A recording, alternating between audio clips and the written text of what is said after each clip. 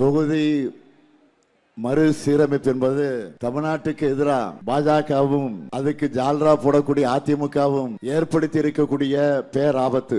தமிழ்நாட்டுடைய குரலை ஒடுக்க பாஜக போடக்கூடிய சதி திட்டம் தான் தொகுதி மறுசீரமைப்பு. அதனை வெளிப்படையாக எதிர்க்கிறதுக்கு கூட முதுகெலும் பெற்ற கூட்டம் தான் அதிமுக. தமிழ்நாட்டில் எலெக்ஷன் நடக்கிற தேர்தல் நடக்கிற நேரத்தில் திராவிட முன்னேற்ற கழகத்தினுடைய எம்பிக்கள் எல்லாரும் பிரச்சாரத்தில் இருப்பாங்க.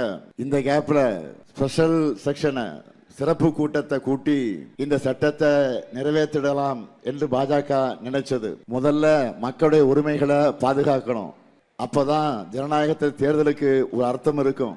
நாம போடுற வாக்குக்கே வேல்யூ இருக்கணும்னா ஒரு நிலை வரணும்னா அதை எதிர்க்க வேண்டாமா?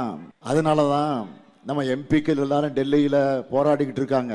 வீடுதோறும் அரசு சேவைகள், மருத்துவம் தொடர்ந்திட ஸ்டாலின் தொடரட்டும், தமிழ்நாடு வெல்லட்டும்.